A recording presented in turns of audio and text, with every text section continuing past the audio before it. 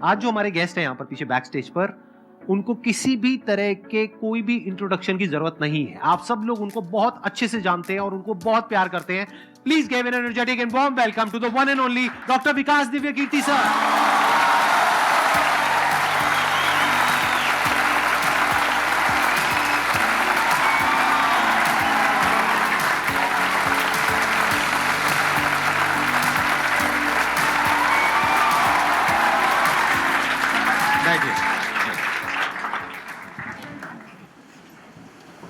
मैं सबसे पहले आपको धन्यवाद देना चाहता हूँ यहाँ पर आने के लिए। Thank you so much. क्योंकि जब से मैंने सीरीज शुरू करी है तब से हमारे कमेंट सेक्शन में कोई भी एक भी ऐसा वीडियो नहीं है जहां पर आपका नाम ना लिखा हो।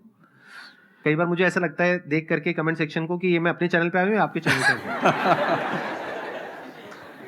मैं सोशल मीडिया पे बहुत कम एक्टिव रहता हूँ तो मुझे आइडिया नहीं था इस बात का, पर मैं थैंकफुल हूँ कि आपने बुलाया, इस लायक समझा कि मैं यहाँ पर आऊँ। सर प्यार बहुत करते हैं बच्चे आपको, मतलब इतना प्यार है जिसकी कोई हद नहीं है। मैं ठीक कह रहा हूँ गलत कह रहा हूँ? यस और नो? सो अब आप लोग जो चाहे जैसे चाहे इनसे क्वेश्चंस पूछ सकते हैं। सर लाइफ में जब भी कोई सिचुएशन आती है कि जिसमें दो रास्ते, एक प्रैक्टिकल और एक इमोशनल, तो बैलेंस आउट कैसे करना है? इमोशनल और प्रैक्टिकल में हमेशा विरोध नहीं होता है, कभी कभी साथ भी चल सकता है। और सिर्फ इमोशनल कुछ नहीं होता, सिर्फ प्रैक्टिकल कुछ नहीं होता, प्रपोर्शन का डिफरेंस होता है। जब इमोशंस आपके दिमाग पर बहुत हावी हों तो फैसला करने से बचना चाहिए, स्पेशली बड़ा फैसला। छोटा तो ठीक है कि आपके दोस्त ने कहा कि दोस्त नहीं एक फिल्म देखेगा मेरे साथ, आप इमोशनल हो जाके देख ली फिल्म, क्या हो गया, कोई नुकसान नहीं हुआ। पर कोई ये कहे कि तो मुझसे प्यार नहीं करते, शादी नहीं कर सकते मुझसे और हमने शादी कर ली, ये ठीक नहीं है। सिर्फ इमोशंस में आके बहुत बड़ा फैसला मत कीजिएगा, चाहे वो करियर का हो, चाहे पार्टनर का हो, चाहे कोई भी फैसला हो। प्रैक्टिकल इतना नहीं हो जाना है कि आप मशीन, रोबोट या पत्थर बन जाएं। क्योंकि आप कितने भी सक्सेसफुल हो, यदि आप इमोशनली सक्सेसफुल नहीं है, इमोशनली स्टेबल नहीं है, इमोशनली वेलबींग के स्टेट में नहीं है, तो आपकी सक्सेस किसी काम की नहीं है, एकदम मीनिंगलेस है। So the success in totality needs emotional happiness, emotional stability as well. इसलिए इमोशंस को खारिज करके जिएंगे तो शायद कुछ अचीवमेंट्स बड़ी हो जाएं, पर वो किसी काम की नहीं है। केवल इमोशंस पे चलेंगे तो हो सकता है कि अचीवमेंट जिंदगी में ज्यादा हो ना पाए। तो बैलेंस की बात है। और सबसे अच्छा तरीका है जब बहुत इमोशंस हो, इंटेंसिटी बहुत ज्यादा हो, सिर्फ एक तरीका मैं जो अपनाता हूं, उस क्षण में फैसला नहीं करना है। कुछ भी हो, कोई कितना भी प्रेशराइज करे, सिर्फ इतना बोलिए कि मैं 24 घंटे बाद बताऊंगा आपको, थोड़ा सोचूंगा इस बारे में। और यदि आपने उस मोमेंट से खुद को बाहर निकाल लिया तो फिर आप डिटैच होकर देख पाएंगे और थोड़ा सा प्रैक्टिकल एलिमेंट भी रहे, इमोशनल एलिमेंट भी रहे, वो फैसले सबसे अच्छे रहेंगे लाइफ के लिए। मैं आपको एग्जांपल से बात समझाता हूँ। ऐसे लोग जो तैयारी कर रहे थे, अफेयर में थे, एक का सिलेक्शन हो गया, अब उसके सामने क्राइसिस ये है, स्पेशली किसी लड़की का हो गया, लड़के का नहीं हुआ। अब हमारी सोसाइटी में ना, लड़की ऊंचे पद पे हो, लड़का ना सफल हुआ हो तो बड़ा मुश्किल है सोसाइटी में, उनको शायद दिक्कत नहीं है। अब वो लड़की प्रैक्टिकल नहीं है कि मैं तुमसे शादी करूं, ये कह के अगर हट जाती है और शादी करती है किसी ऐसे व्यक्ति से जो बहुत सफल है। I know many such people personally, मैं नाम नहीं बोल सकता किसी का। मैंने जनरली पाया है कि वो लोग लाइफ में बहुत फ्रस्ट्रेशन में रहे बाद में, क्योंकि सफलता के नाम पर, प्रैक्टिकल होने के नाम पे ऐसे व्यक्ति को चुना जिसके साथ वो रह नहीं सकते ठीक से। और मैं ऐसे कई लोगों को जानता हूं जो IAS बने, IPS बने, जिनको करोड़ों रुपए के दहेज के ऑफर्स आए, साफ ठुकरा के कहा कि मैं जिंदगी एक ही व्यक्ति के साथ गुजार सकता हूं जो मेरे साथ है, और हैं, बहुत खुश हैं। अब कोई कह सकता है उनके परिवार में कि इसने प्रैक्टिकल फैसला नहीं किया, इमोशनल फैसला किया, पर अल्टीमेटली किसी चीज की वैल्यू क्या है? आपकी लाइफ बेहतर हो। यूट्यूब पे जिसके 1 लाख भी सब्सक्राइबर्स होते हैं वो मोनेटाइज करता है, 1 लाख क्या जब मिनिमम हो सकता है, खूब पैसा कमाते हैं, ब्रांड प्रमोशन करते हैं, साबुन तेल बेचते हैं बीच बीच में। आपका चैनल तो शायद देश में सबसे बड़ा चैनल है, आप चाहें तो कितना नहीं कमा लेंगे। मुझे कुछ दिन पहले एक एजेंसी के लोग मिले जिन्होंने बताया कि इनकी जैसी ख्याति है उस लेवल पर महीने में कोई 5-10 करोड़ भी कमाना चाहे तो कमा सकता है आराम से इस यूट्यूब चैनल से। तो मैंने पूछा कि वो कौन सी चीज है जो आपको इतना मजबूत बनाती है कि आप नहीं इस रास्ते पर जाते, मैं वो जानने में इंटरेस्टेड हूँ। तो 10 मिनट की बात के बाद मैं समझ में आ गया, क्योंकि अल्टीमेटली अगर मैं अपनी वैल्यू के खिलाफ चला गया तो खुश कैसे हो जाऊंगा? पैसा मुझे कैसे खुशी देगा जब मैं ही नहीं रहा, तो खुशी किस बात की? इसलिए इतना प्रैक्टिकल मत होना कि अपनी माँ के, पिता के, भाई बहन, दोस्त, जो प्रेमी प्रेमिका है, उनके इमोशंस के साथ खेलने लगो। इतना प्रैक्टिकल कभी मत होना, इतना इमोशनल मत होना कोई आपको बेवकूफ़ बना सके, बात बात पर बेवकूफ़ बनाता रहे। और बैलेंस, जिंदगी जो है ना वो मध्य मार्ग में है, जिंदगी एक्सट्रीम पे नहीं है, मध्य में है। तो प्रैक्टिकल और इमोशन का बैलेंस रखिए, लाइफ बढ़िया होगी।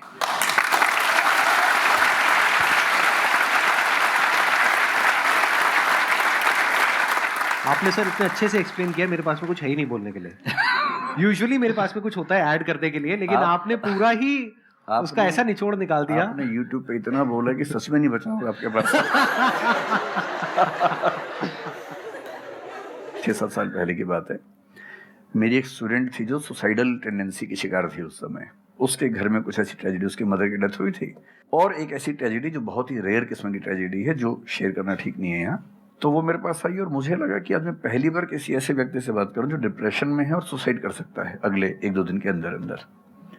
अब मैं परेशान था कि मैं कैसे मैनेज करूं, और मुझे मोटिवेशन की ऐसी जानकारी उस समय तो बिल्कुल नहीं थी, बाद में थोड़ा बहुत पढ़ा। तो मैंने उससे कहा कि अच्छा तुम घर जाओ, मैं कुछ देखता हूँ। फिर मैं घर गया, नेट पे सर्च करना शुरू किया। करते करते मुझे आपका एक वीडियो मिल गया, अनस्टॉपेबल, शायद कुछ आपने एक वो बनाया था उस समय।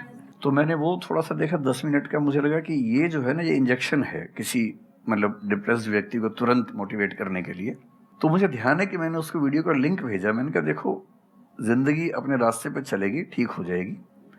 जब जब मूड ऐसा हो, बहुत डिप्रेसिंग हो, सुसाइडल मन करे, उस समय वीडियो देखना ध्यान से, और कम से कम उस बुरे फेज से बाहर निकल जाओगी। और फिर मैंने वो वीडियो अपने फैमिली में भी 2-3 बच्चों को भेजा, जो बच्चे उस क्राइसिस में होते थे। तो मैं बहुत थैंकफुल हूँ उन सब बच्चों की जान बचाने में, क्या आपकी बात कर बड़ी भूमिका है। Thank you so much sir, it means a lot to मी।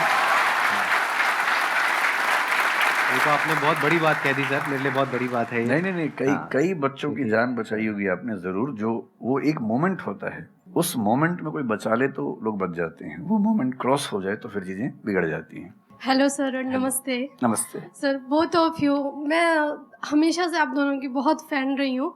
मुझे बस ऐसा लग रहा है कि मैं सपना देख रही हूँ, मेरे लिए रियलिटी नहीं है। मुझे बस आपसे ये जानना, मैं हर मतलब एवरी डे 8 से 10 आवर में पढ़ाई करती हूँ, बट मुझे कभी कभी बहुत डीमोटिवेशन आ जाता है कि होगा नहीं होगा, क्या होगा पता नहीं। देखिए, डिमोटिवेशन अगर आपको दिन भर में 1 घंटे आता है। नहीं सर, ऑलमोस्ट टाइम पढ़ाई करने के बाद 2-3-4 दिन के बाद ही होता है, कंटिन्यूअसली नहीं होता। अगर महीने में 4-5 बार आता है और एक दिन के लिए आता है, तो इसका मतलब आप एकदम ठीक हैं। अगर कोई व्यक्ति आपको ये कहे कि मुझे डिमोटिवेशन कभी नहीं होता, तो उसको इलाज की जरूरत है। आपको जरूरत नहीं है। क्योंकि जब आप अपने से बेहतर व्यक्ति को देखेंगे, आपको थोड़ा सा इंफीरियरिटी कॉम्प्लेक्स आएगा, डिमोटिवेशन आएगा। जब आप अपने से कमजोर को देखेंगे, आपको सुपीरियरिटी कॉम्प्लेक्स आएगा, थोड़ा सा मोटिवेशन ज्यादा हो जाएगा। जिस दिन टारगेट पूरा हो जाएगा, मोटिवेशन आ जाएगा। जिस दिन टारगेट पूरा नहीं होगा, डिमोटिवेशन आएगा। जिस दिन टेस्ट में आपके मार्क्स अच्छे आएंगे, आप मोटिवेशन के साथ लौटेंगे। जिस दिन खराब आएंगे, डिमोटिवेशन होगा। लेकिन ध्यान रखिए, जिस दिन आप मोटिवेटेड हैं, उस दिन आप वजह बन गए कईयों के डिमोटिवेशन की। लगातार मोटिवेटेड होना एक मेंटल इलनेस की निशानी है, और लगातार डीमोटिवेटेड होना डिप्रेशन की निशानी है। इन दोनों से बचना है। तो डीमोटिवेशन की बहुत हाइप है, इतनी हाइप की जरूरत नहीं है। थोड़ा बहुत हो, एंजॉय कीजिए उसको। और जब जब लगे कि जिंदगी बहुत खराब चल रही है, तो मैं जो करता हूँ, अजीब सा लगेगा आपको, मैं कभी कभी शमशान घाट चला जाता हूँ। सर, मैंने ये सुनी है, आपने वीडियोस में भी कहा है। सच में चला जाता हूँ, या ट्रॉमा सेंटर चला जाता हूँ देखने के लिए। ट्रॉमा सेंटर में जाके 1 घंटा बैठ के आ जाइए, मोटिवेशन आ जाएगा। और शमशान घाट में जाके देख लीजिए कि हम जैसे, हमसे कम उम्र के लोग वहाँ जल रहे होते हैं, तो लगता है हम जिंदा तो हैं। अगर मैं थोड़ा सा कॉग्निटिव लेवल पर बात करूँ, एक बहुत बड़ा साइकोलॉजिस्ट हुआ, उसका नाम है ब्रेंटानो, कभी सर्च कीजिएगा उसको। ब्रेंटानो ने ह्यूमन कॉन्शियसनेस को स्टडी किया, और उसने ये बताया कि ह्यूमन कॉन्शियसनेस की बेसिक नेचर है कि जो हमारे पास है वो हमें नजर नहीं आता, जो नहीं है वो नजर आता है। तो the consciousness of lacking something is the nature of human consciousness. इसलिए इसी बात को एक शेर में, बहुत प्रसिद्ध शेर में कहा गया है, दुनिया जिसे कहते हैं जादू का खिलौना है, मिल गया सो मिट्टी है, नहीं मिला वो सोना है।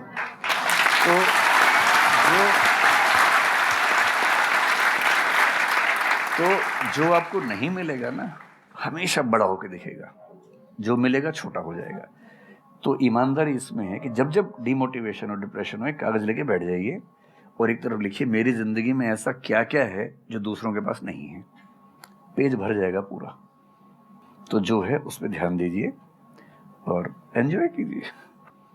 मेरा क्वेश्चन है कि आजकल बहुत लोग बोलते हैं कि एजुकेशन सिस्टम हमारा पुराना हो गया है और बहुत लोग बोलते हैं कि इसे चेंज करना चाहिए और ये सारी चीज़ें बहुत पुरानी हो रही है जो हम अभी करंटली पढ़ रहे हैं। तो इस पे आपका ओपिनियन क्या है? एजुकेशन सिस्टम में तो बहुत मेजर चेंजेस की ज़रूरत है और ये बात भारत सरकार ने एक्सेप्ट भी की है, नई पॉलिसी भी लेके आए हैं। मतलब मुझे लगता है कि कई लेवल्स पे देखना है। सबसे पहले तो ये डिफाइन करना ज़रूरी है कि एजुकेशन का पर्पस है क्या। क्या पर्पस केवल नौकरी लेना है, एक जॉब मिल जाए, वही पर्पस है? मैं उससे एग्री नहीं करता हूँ। मेरी राय में एजुकेशन का बेसिक पर्पस है कि एक होमो सेपियंस एक इंसान बन जाए, सोचना आ जाए, उसको समझना आ जाए। कोई राजनेता या धर्मगुरु उसको गधा ना बना सके, बेवकूफ़ ना बना सके। उसे इतनी समझ हो कि वो चीज़ों को फैक्चुअली ऑब्जेक्टिवली समझ सके, तर्क कर सके, बहस कर सके और अगर तर्क और बहस में सामने के तर्क ठीक हैं तो उनको एक्सेप्ट भी कर सके, इतना विनम्र भी रहे। बेसिकली पर्सनैलिटी ग्रूमिंग का प्रोसेस एजुकेशन है, वो केवल नौकरी का मामला नहीं है। पहली गलती तब होती है जब हम उसको केवल नौकरी का मामला मान लेते हैं। मतलब नौकरी ज़रूरी है, ऐसा नहीं कि ज़रूरी नहीं है, लेकिन वो सिर्फ वो उसका पर्पस नहीं होना चाहिए। सेकेंडली कई ऐसी चीज़ें, जैसे अगर बहुत विस्तार में तो मेरी जा सकते हैं, जैसे एक बहुत छोटी बात है सेक्स एजुकेशन हमारी सोसाइटी में। ये इतनी ज़रूरी चीज़ है। स्कूल में जो एडोलेसेंस की एज के लोग हैं, 12, 13, 14 की एज के लोग हैं, उनको वो सब चीज़ें बताएं ताकि गलत सोर्सेज से इंफॉर्मेशन ना मिले, कोई गलती ना कर बैठें। हेल्थ एजुकेशन के रूप में हो, उनको सारी चीज़ें पता हों, ठीक हाथों से पता हो, ठीक तरीके से पता हो। फिर मेरा ख्याल है कि जैसे IITs में अब तो होने लगा है, पहले क्या था कि हम टेक्नोलॉजी सेंट्रिक एजुकेशन पर ज़्यादा फोकस करते थे कि आपने मशीन को समझ लिया, तकनीक को समझ लिया, हो गया, इंसान को नहीं समझा। टेक्नोलॉजी पढ़ने वाले लोग समाज और इंसान से एकदम कटे हुए थे। अब तो ह्यूमैनिटीज़ के कुछ सब्जेक्ट्स पढ़ाने की परंपरा शुरू हो गई है। एक होलिस्टिक एजुकेशन हो। ह्यूमैनिटीज़ वाला बच्चा केवल हिस्ट्री, पॉलिटिकल साइंस, सोशियोलॉजी पढ़ता है, उसको कोडिंग का सी भी नहीं आता, टेक्नोलॉजी बिल्कुल नहीं आती उसको MS एक्सेल भी नहीं पता क्या होता है। टेक्नोलॉजी वाला सिर्फ टेक्नोलॉजी पढ़ता है, वो ह्यूमन ब्रेन को नहीं पढ़ना चाह रहा, सोसाइटी को नहीं पढ़ना चाह रहा। क्यों नहीं एक ऐसी शिक्षा हो जिसमें एक इंटीग्रेटेड अप्रोच हो, होलिस्टिक अप्रोच हो, कि हम खुद तय कर सके कि किस किस एरिया में हमें ज़्यादा जाना है और एक बेसिक अंडरस्टैंडिंग हर चीज़ की हो। तो बेसिक 3 फार्मूले माने जाते हैं। एक यूनिवर्सलाइजेशन ऑफ प्राइमरी एजुकेशन है कि 10वीं क्लास तक की शिक्षा हर बच्चे को मिले, ठीक से मिले। वोकेशनलाइजेशन ऑफ सेकेंडरी एजुकेशन, यानी 11वीं 12वीं की पढ़ाई का पर्पस है कि बच्चा ये समझ पाए कि उसको ज़िंदगी में आगे कहाँ जाना है। और फिर जो हायर एजुकेशन है वो सबको करने की ज़रूरत नहीं होनी चाहिए, वो शौक पूरा करने के लिए नहीं है, वो शादी का वेटिंग रूम नहीं है, वो उसके लिए है जिसको सच में आगे पढ़ना है, वो उतना पढ़े, सब्जेक्ट चूज़ करे और फिर उसमें गहराई से रिसर्च करे ताकि डेवलपमेंट के रास्ते पर अब बढ़ें। हम एजुकेशन के मामले में बहुत बुरी स्थिति में हैं। मैं तो जिस उम्र में हूँ, मेरा अब तो पर्पस भी ये बन गया है कि अब मैं उसी पे कुछ काम करूं। एक यूनिवर्सिटी शुरू करने की योजना मेरे मन में है, इनसे मैंने शेयर भी किया था। और मैं जिस तरह का विश्वविद्यालय सोचता हूं वो नौकरी देने के पीछे पागल नहीं होगा, वो होमो सेपियंस को कायदे का इंसान बनाने की कोशिश करेगा। नौकरी तो उसका एक पार्ट है। मतलब आप जितने भी सफल लोगों को देखेंगे जनरली, जैसे मैंने इन्हीं से पूछा, ये जिस फील्ड में सफल हैं, इनका जो करियर है, अगर मैं इसको छोड़ भी दूं तो अदरवाइज भी जो इनका करियर है वो उस विषय से जुड़ा हुआ नहीं है जो इन्होंने पढ़ा है ग्रेजुएशन में। मेरा भी नहीं है, आमतौर पे किसी का भी नहीं है। 90% लोगों को मैं देखता हूँ जो सक्सेसफुल हैं, उनके ग्रेजुएशन के सब्जेक्ट में और लाइफ की फील्ड में कोई लिंक नहीं है। तो बेसिक पर्पस क्या है? वो स्मार्टनेस बाहर आ जाए, ग्रूमिंग हो जाए, इंटेलिजेंस है, इमोशनल इंटेलिजेंस है, वो सब जो टूल्स हैं वो उस बच्चे को सीखने को मिल जाए ताकि फिर वो ज़िंदगी को फेस कर सके, इनोवेट कर सके, नए रास्ते निकाल सके। 1000 रास्ते दुनिया में होते हैं। तो सच बात है कि काफ़ी चेंजेस की ज़रूरत है और आप और हम मिलकर करेंगे चेंजेस। एजुकेशन वाइज अगर देखा जाए तो मैंने बहुत ज़्यादा कुछ नहीं किया है अपनी लाइफ में, बट मेरे स्टैंड पॉइंट से अगर आप देखोगे कि एजुकेशन क्या है, तो एजुकेशन का सबसे बड़ा गोल ये है कि एक इंसान का दिमाग खुले, बजाय कि उसका दिमाग इतना नैरो डाउन हो जाए कि उसको लगे कि बस यही अगर हो गया तो सक्सेस है, ये नहीं हुआ तो फेलियर है। आप अनगिनत तरीकों से अपने गोल को, अपने पर्पस को, या जो भी आप करना चाहते हो उसको अचीव कर सकते हो। एजुकेशन का सबसे बड़ा गोल ये होना चाहिए, और वही मेरी कोशिश है अपने इन सेशंस के थ्रू करने की, कि एक इंसान का दिमाग खुल जाए, उसके दिमाग में एक पॉसिबिलिटी माइंडसेट आ जाए, ना कि एक लिमिटेड माइंडसेट हो कि बस ये हो गया तो बहुत है। अब प्रॉब्लम क्या है, ये जो लिमिटेड माइंडसेट है ये बहुत लोगों का है, करोड़ों लोगों का है, तो वहां पे कंपटीशन भी बहुत है। पॉसिबिलिटी माइंडसेट जबकि देखा जाए तो ज्यादा इंटरेस्टिंग है, लेकिन बहुत कम लोगों का है, और वहां पे कंपटीशन कम है। और पॉसिबिलिटी माइंडसेट क्या होता है कि कोई भी काम अगर मैं कर रहा हूं, अगर वो नहीं हुआ तो इसका मतलब ये नहीं है कि मैं फेल हो गया, इसका मतलब ये है कि मैं क्रैक नहीं कर पाया। There has to be a way. ये एजुकेशन काम अगर कर दे तो रियल एजुकेशन हो गई हमारी। मतलब एक इंसान को, हाँ सॉरी, थॉमस एडिसन बल्ब के आविष्कार में लगा हुआ था, हाँ जी, 1000 बार फेल हुआ। तो किसी ने उससे पूछा कि यार तुम बार बार करते होता तो है नहीं तुमसे, क्यों कर रहे हो? तो उसने पता है क्या कहा, हर फेलियर के बाद मैं ये जानता हूं कि बल्ब इस तरीके से भी नहीं बन सकता, और अब मैं 1000 तरीके जानता हूं कि इन तरीकों से नहीं बनेगा, और उसके बाद वो तरीका ईजाद हुआ जिससे बना। एजुकेशन से एक इंसान का दिमाग इतना खुल जाए कि सबसे पहली चीज तो उसको ये समझ आए कि मैं कुछ भी नहीं जानता हूं। हाँ, एकदम ठीक बात है। एजुकेशन मस्ट बी सच कि वो लाइफ लॉन्ग आपका एक क्वेश्चनिंग माइंड बना ही रहे, कि आप कहीं भी हो, कुछ भी कर रहे हो, आपके दिमाग में क्वेश्चंस चले, questions related to the problems. जो भी आप काम कर रहे हो वो क्या है, अल्टीमेटली प्रॉब्लम सॉल्विंग है, तभी उस काम में वैल्यू है। अगर किसी की कोई प्रॉब्लम ही नहीं सॉल्व कर रहे हो तो उसमें वैल्यू कहां ऐड हो रही है, और वैल्यू नहीं ऐड होगी तो आपको पैसा कैसे मिलेगा, फिर चाहे जॉब हो चाहे बिजनेस हो। सो द आइडिया इज कि आपका दिमाग ये चलना चाहिए, अच्छा ये प्रॉब्लम है ना, पहले तो मुझे नहीं पता है कि इसको सॉल्व कैसे करना है, क्योंकि अगर आपको पहले से ही पता है तो आपको वही पता है जिस तरह से वो प्रॉब्लम सॉल्व होती आई है। That may not be relevant in today's context, but still आप उसको उसी तरह से सॉल्व करोगे जिस तरह से सब कर रहे हैं। वहां पर कंपटीशन है, फिर आप कहोगे कि कुछ हो नहीं रहा है। सो द आइडिया इज कि पहले तो ये प्रॉब्लम है जो मुझे अच्छे से समझ आई, मैंने इस पे फोकस किया, अब इसको सॉल्व करने के इन्फिनिट तरीके हैं, एक रास्ता नहीं है, बहुत सारे रास्ते हैं, मुझे पता नहीं है। This is the goal of education, कि मुझे नहीं पता है लेकिन पता किया जा सकता है। This is another goal of education. उसमें से कुछ तरीके काम करते हैं, कुछ नहीं करते हैं, यह भी हमको क्लियरली पता होना चाहिए। मतलब job personality must be dynamic, it must not be static. जैसे मैंने देखा है बहुत लोगों को जो मुझे मिलते हैं, कुछ लोग हैं उसमें से जो, जैसे मैं सर से मिला अभी ऑफ कैमरा, हम लोग बैठे हुए थे, डिस्कशन कर रहे थे, तो it was a great experience sir, आपके साथ में बैठ करके जिस तरह से, जिस ठहराव से सर बात कर रहे थे, जिस तरह से चीजों को सुन रहे थे, समझ रहे थे, और मैं क्वेश्चंस पूछ रहा था, ये मेरे से क्वेश्चंस पूछ रहे थे, तो there was a conversation which was going on. On the other hand there are some people जिनसे मैं कभी कहीं मिला तो उनकी अप्रोच क्या है कि मुझे सब पता है, वो गड़बड़ हो जाती है। शिक्षा की दुनिया में बहुत प्रसिद्ध कहावत है, भारतीय अगर परंपरा में देखें तो विद्या ददाति विनयम एक बहुत प्रसिद्ध कथन है। अगर कोई पढ़ा लिखा आदमी अपने ज्ञान की वजह से अहंकार करे तो मान लीजिए कि वो पढ़ा लिखा नहीं है, पढ़ाई उसके दिमाग पर हावी हो गई है, अभी उसको अंदाजा नहीं है कि कुल संसार के ज्ञान में उसकी हिस्सेदारी डेसिमल में भी नहीं है। और जिसको ये पता है कि मेरा ज्ञान बहुत कम है वो विनम्र ही रहेगा। और इसलिए जो बड़े प्रोफेसर्स हैं, अगर आप कभी सुनेंगे, मैं जानता हूँ, मैं यूनिवर्सिटी में जब पढ़ता था, सबसे बड़े प्रोफेसर क्या बोलते थे कि मैं इस विषय का विद्यार्थी हूँ, कभी नहीं बोलते थे कि मैं प्रोफेसर हूँ। इतना साहस किसी में कैसे कि मैं प्रोफेसर हूँ? अरे आप जिंदगी भर स्टूडेंट बने रहेंगे तो ही काफ़ी है, उससे बड़ी बात तो सोचने भी नहीं चाहिए। बहुत बड़ी बात है।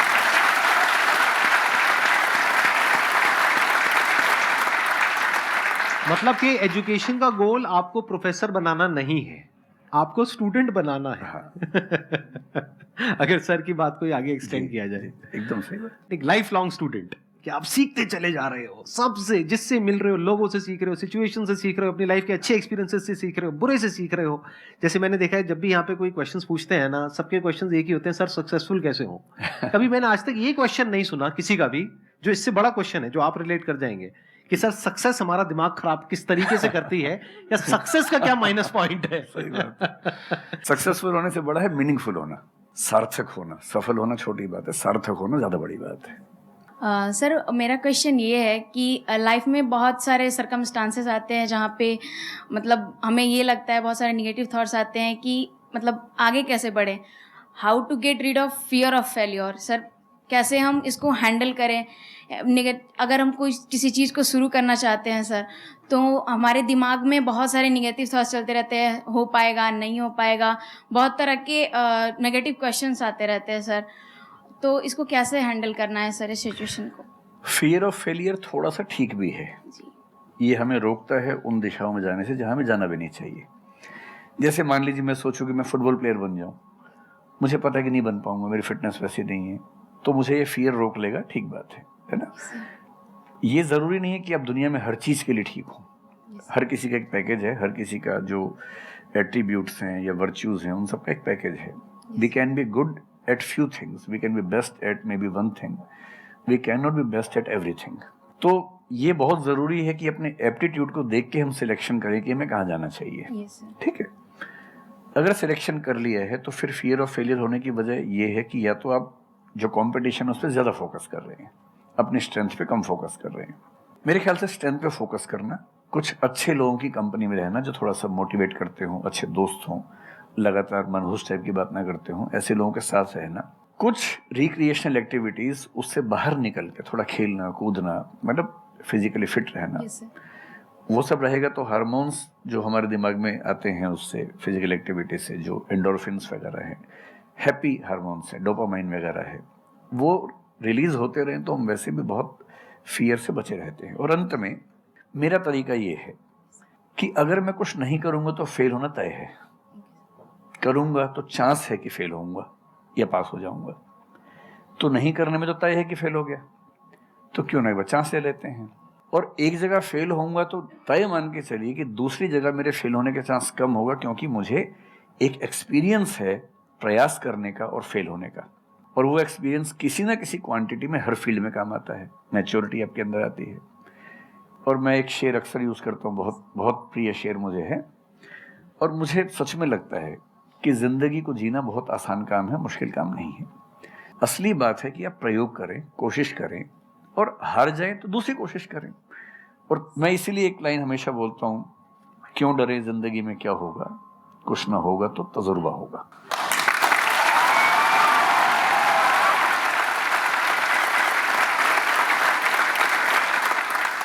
मुझे भी सर के जैसे मोटिवेशनल स्पीकर बनना है सर, पर मैं ये सोचती हूँ कि अगर मैं वीडियो बनाऊँगी, कंटेंट बनाऊँगी, तो संदीप सर को छोड़ के या फिर बहुत बड़े बड़े मोटिवेशनल स्पीकर्स हैं उनको छोड़ के मुझे देखेगा कौन। मतलब ये मेरे अंदर थॉट्स आते हैं कि अभी मेरा मतलब मैं 19 ईयर की हूँ, तो मैं जब वीडियो कंटेंट बनाऊँगी तो मैं कुछ, मुझे ऐसा मतलब मेरे अंदर ये थॉट है कि मैं कोई बड़ा आदमी नहीं हूँ या फिर कुछ बड़ा नहीं हूँ, तो मैं ये वीडियो कैसे डाल सकती हूँ, लोग क्या सोचेंगे कि मतलब तू ये तो खुद कुछ नहीं है और लोगों को मोटिवेट कर रहा है, ऐसा मेरे अंदर थॉट आता है। पहले या तो कुछ कर लीजिए ज़िंदगी में, उसके बाद मोटिवेट कर लीजिए। और नहीं तो मोटिवेशन एक पूरी साइंस है, साइकोलॉजी से जुड़ी साइंस है, उसको ठीक से पढ़ के रिसर्च करके उससे बात कीजिए। शुरू में तो जब इन्होंने भी शुरू किया होगा, कहाँ शुरू में लोग जानते होंगे, बड़ी लंबी स्ट्रगल होती है, किसी भी फील्ड में इतनी लंबी स्ट्रगल है। देखिए जो आदमी सफल है ना, आप ये जो हमारा वर्तमान है ये ऐसे ही नहीं बन गया है। हर सफल आदमी का एक बहुत लंबा अतीत होता है जिस पर नज़र किसी की नहीं होती है। और बशीर बद्र ने एक बड़ी गहरी बात कही थी, ये फूल मुझे कोई विरासत में मिले हैं, तुमने मेरा कांटों भरा बिस्तर नहीं देखा।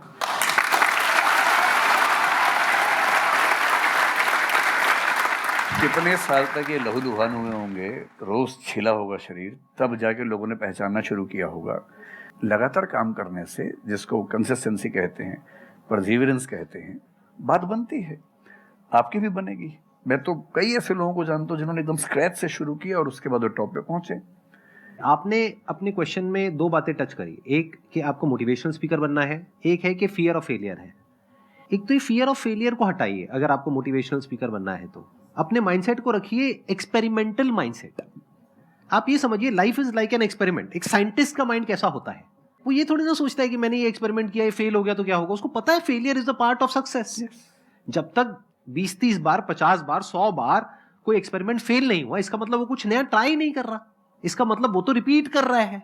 जैसे स्कूल में बच्चे करते हैं लेबोरेटरी में कि बुक में देखा बस उसको कॉपी किया, तो दोनों में फर्क हो गया ना। एक है कुछ नया डिस्कवर करना, कुछ नया क्रिएट करना, एक है जो क्रिएट हो चुका है उसको रिपीट करना।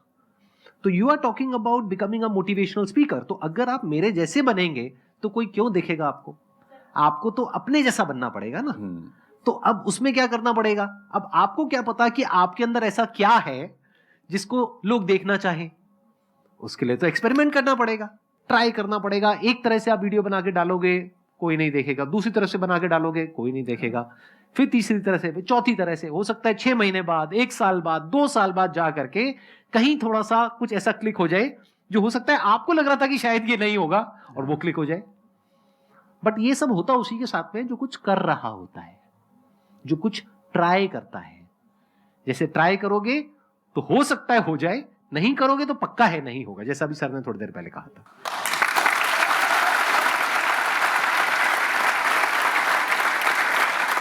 Thank you so much sir यहाँ पर आने के लिए।